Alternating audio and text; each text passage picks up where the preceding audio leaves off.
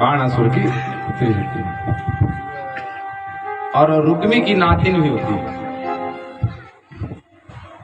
रुक्मी की नातिन, जो रुक्मिणी जी हैं उनके भाई का नातिन।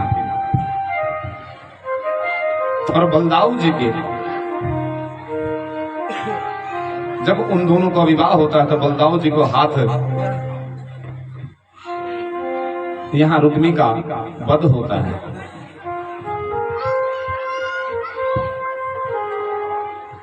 बाणासुर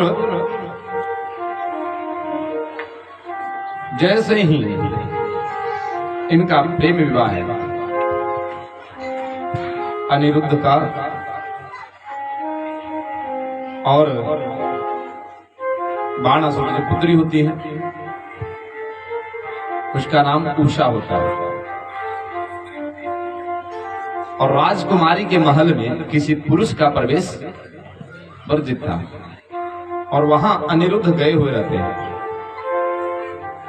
अब वो जैसे ही बाणासुर को पता चलता है कि यहां राजकुमारी के महल में एक पुरुष आया हुआ है तो उन्हें बंदी खाने में बंद कर देता है। और जैसे ही हमारे द्वारकाधीश को पता चलता है कि बहुत दिनों से अनिरुद्ध आजकल दिख नहीं रहा, कहां गया है, जितने भी लोग होते हैं बताते हैं। और देखिए बाणासुर जो है ये महादेव का परम भक्त है, अनन्य भक्त है महादेव का। और यह कौन है बाणासुर? कौन कौन जानते हैं कौन है बाणासुर?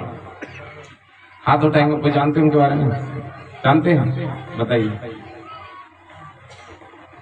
बोलिए कौन है बाणासुर? बोलो, हमें बहुत अच्छा लगेगा बताएंगे तब। हाँ बताओ, जो जानते हो बताओ।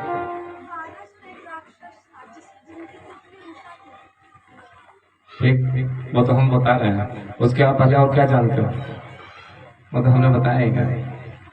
हाँ ठीक है, चलो खड़ी हो गई हमें, चलो इसके लिए ताली बजाइए। खड़ी हो गई, देखिए बहुत बड़ा बात होता है कि सबके बीच में खड़ा होकर बोलना बहुत बड़ी बात है। चलिए हम बता देते हैं। बाणासुर भक्त प्रहलाद जी के, भक्त प्रहलाद है ना, यानी हिरण्यकश्यपु के पुत्र प्रहलाद, ठीक है, उनके पुत्र बलि, ठीक है, बलि हुए। और उनके पुत्र विरोचन, उनके पुत्र यह बलि होते हैं, विरोचन के पुत्र बलि, और बलि के पुत्र यह बाणासुर, यानी प्रहलाद जी के ही वंश में है। समझ गए?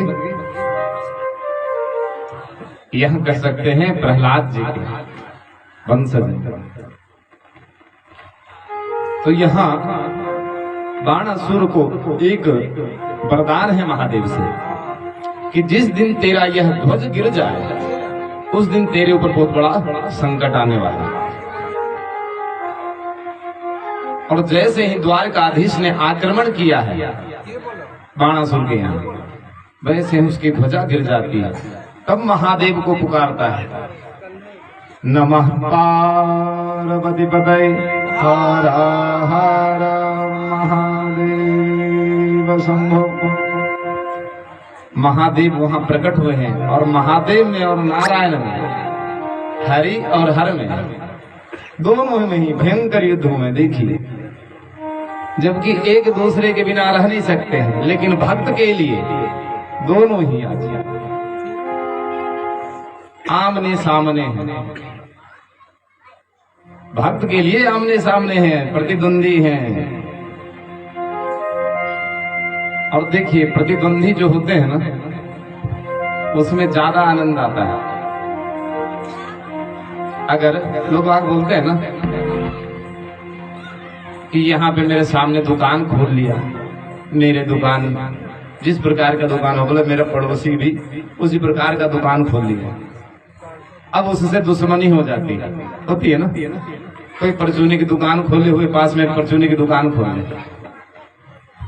तो प्रतिद्वंदी हो जाएगा, लेकिन उस मूर्ख को पता नहीं है प्रतिद्वंदी होना बहुत अच्छा है।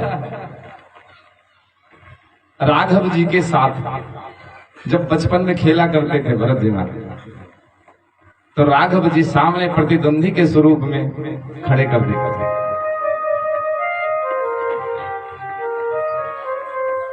और भरत जी भी कहते हैं, भैया आप मुझे अपने साथ क्यों नहीं रखते? राघव जी कहते हैं कि भरत, अगर तू मेरे साथ में रहेगा तो मेरे सामने नहीं रहेगा,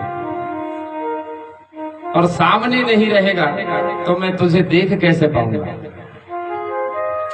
यही भक्त और भगवान का है। भरत जी इस प्रकार से आमने सामने प्रतिद्वंदी है। कोई भी कार्य को लेकर जब तक आपके प्रतिद्वंदी नहीं होगा तो आप में अपने कार्य को लेकर के क्षमता नहीं होगा, शीलता नहीं आएगी, कुछ करने का उमंग नहीं आएगा। अगर पढ़ने वाले व्यक्ति बच्चे के साथ में अगर पढ़ने वाला लड़का हो ना, तो उसके प्रति देखिए जागरूकता होगी, अरे वो इतना पढ़ रहा है, मैं क्यों ना पढ़ूं। अगर वही बिजनेस वाला व्यक्ति अगर सामने आपके प्रतिद्वंदी खड़ा है तो आपको बिजनेस में भी होगा,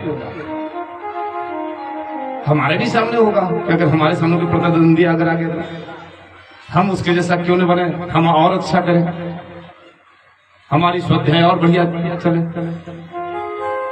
तो प्रतिद्वंदी जब तक नहीं होगा, जब तक कोई कार्य सिद्ध होने वाला नहीं है। प्रतिद्वंदी होना बहुत जरूरी है। और आज यहाँ दोनों हरिहर एक साथ में भक्त के लिए भिड़े हुए हैं। हरिहर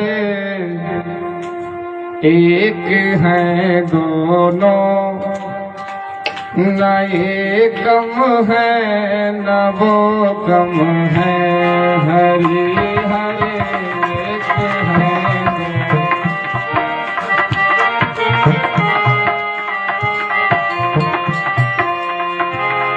हरिहर एक है दोनों, न ये कम है न वो कम है। हरिहर एक है दोनों, न ये कम है न वो कम है। हरिहर एक है दोनों, न ये कम